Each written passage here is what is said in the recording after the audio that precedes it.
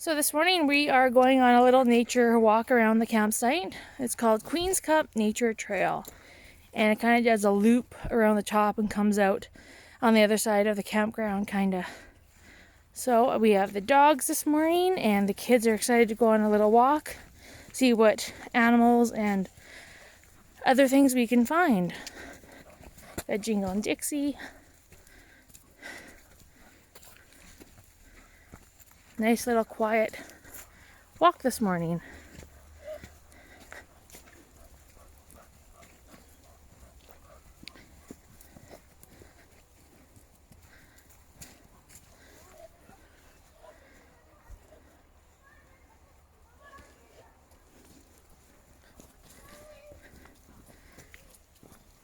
Did you guys find anything interesting? Rowan, do you think you can remember how to identify the tree?